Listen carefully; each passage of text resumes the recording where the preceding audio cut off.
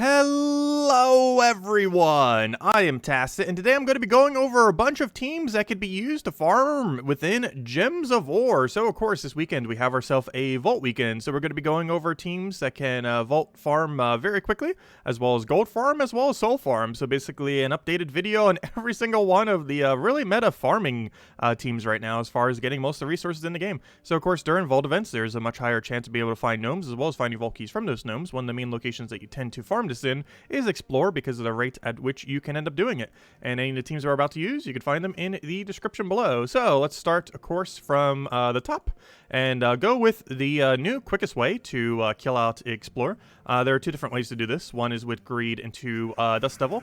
The other is to do it with Triple Dust Devil. However, there are very few locations where a Triple Dust Devil will actually get away. Cinema Mirage is one of them, though. But this way we end up doing 25 damage, and we end up getting a little bit of gold. And it's not really that much slower than using a triple Iron Hawk, which is a little bit harder to do, of course. Main reason this works is the Iron Hawk does 5 damage every single time we cast a spell.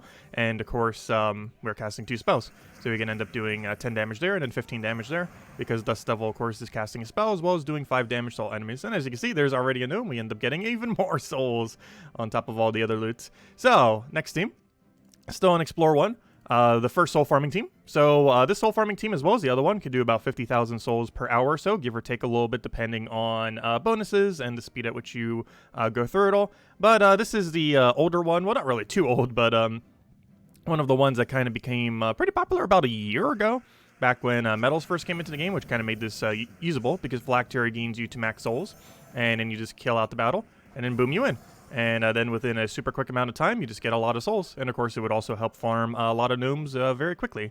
The next team that we have, I believe we do need to up the difficulty. Yes, the gold farming one. So let me go to... actually, I could just do it on Golvania. I think Golvania is already at 12. So let's do it here. Location doesn't matter too much as long as there's not anything too annoying within the kingdom. So this is a double Cedric Scouting Key with Leprechaun. Basically, the premise of this is a gold farming Scouting Key team, and we'll get you the highest rate of gold within the game as far as what I am aware of. It did get nerfed, unfortunately, last December, so I personally haven't really been using it much really at all, and especially since then. Just because it did get a bit of a nerf. Used to have a 3-to-1 boost ratio and a 14 mana cost. Now has a 15 mana cost and a 3-to-1 instead of a 2-to-1.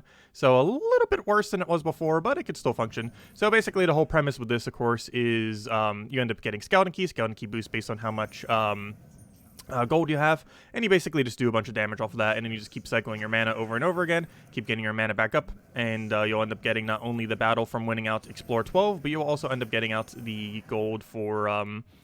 all the Cedrics that end up increasing your cap over there. So overall, ends up working out to a decent degree. Still takes probably the longest of any of these teams, taking approximately about, I would say, 1 minute or so per battle. But ideally what you do is you get your Scouting Key set up. Like right here, you get your other Scouting Key, and you're pretty much good to go, since you'll basically just perpetually keep getting extra turn kills at this point. And take Browns whenever it's available, do Leprechaun whenever it's not available, and you're pretty much good to go. And we'll be able to take one more Brown, and it should be the match. Of course, we put the Cedrics up front so they can basically act as meat shields, so you don't really need to worry about all the deaths. This hero class also has quite a bit of resummon, so you don't have to worry about it in that regard as well. And it basically gets the kill over there, and then we just have the final one, and we end up getting a gigantic amount of gold whenever we end up completing out the battle. And yeah, it is quite a bit slower than what it used to be, but it's still about a minute per battle, so overall, not too bad if you're really looking for a lot of gold. It used to be like upwards of 500,000 per hour. I believe it is a bit lower, almost around like 350 to 400,000. But as you can see, you get a really substantial amount of gold per minute. So you can still end up getting around 400,000 or so, depending on VIP bonuses and other things. But still not bad. You also get treasure maps along the way, though I'm pretty sure most people do not need treasure maps. But overall, pretty good alternative, since it also ends up farming out Explore 12. It's quite a bit slower, of course, than using a Zugoff team or something similar to farm out Explore 12. But you do get the higher amount of gold from the Cedrics. Anyways, lastly here, let's go show the final team here, which requires... Explore 5 or 6. You can do it at lower, but you want to do this at the highest Explore that you can possibly do it at. So let me go back to Cinema Mirage, because we need to go raise it to a little bit higher. I believe we could end up doing this with 6, so we'll go show it at 6. Normally you would want to do it at 5. 5, main reason for that is it ends up giving a higher amount of trophies. I guess we'll just show it at 5. This is like the bare minimum. You ideally want to use that. It's fine if it's doing a little bit lower.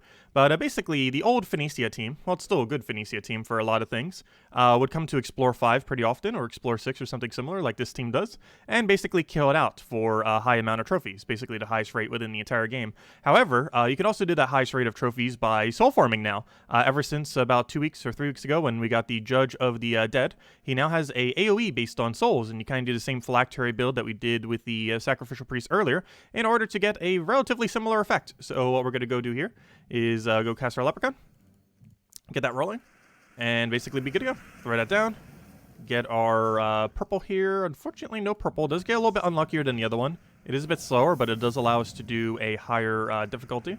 Very unfortunate starting board there, but we got everything we needed. You want to do that until you get phylactery, because you don't want to cast that prior, because the whole point is you wipe the entire team in one shot. And yeah, it's kind of like a Phoenicia in that regard, except the main difference is, of course, you get a gigantic amount of souls. So it ends up working out pretty nice. And of course, you still get the gold along the way. All these teams farm a little bit of gold, but they're not specifically for gold itself. But yeah, that's all the teams. Obviously, as far as purpose, this is mostly just for farming out gnomes at a really, really quick rate, and likely what I'll be using for most of the gnome event, especially if you don't specifically need gold or souls at a given time. Souls, of course, for farming souls.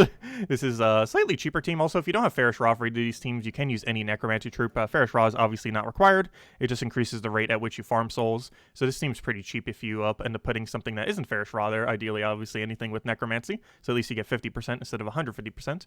But if you have Ferrous Raw, obviously put the Ferrous Raw there.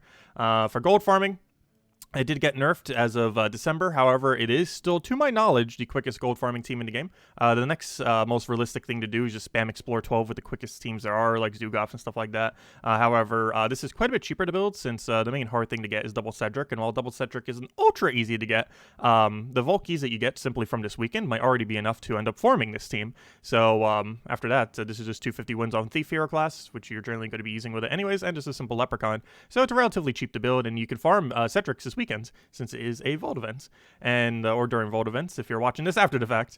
And of course, this just uses the new Judge of the Dead and uses in the same premise. Ferrous Raw can be replaced with any Necromancy, though you will have to do it on quite a bit of a lower difficulty due to your damage also being dependent on how many souls you have. So you might have to lower it to like Explore 3 or so if you don't have a Ferrous Raw. So Ferrous Raw not only increases your souls in this team, but it also ends up increasing the Explore level that you can do it at. And I believe in the current state of the game, it is actually possible to do this at Explore level 6, which is pretty good because you get all the tokens, you get a nice mix of gold, you obviously get a lot of souls, and ends up working out pretty good. A little bit slower than the other soul farming team, but you're getting a lot more other loot since you could do it at a higher difficulty, whereas the first soul farming team has to be done on Explore 1 in something like Cinder Mirage or Wild Plains or any other weak location where it can be one-shotted.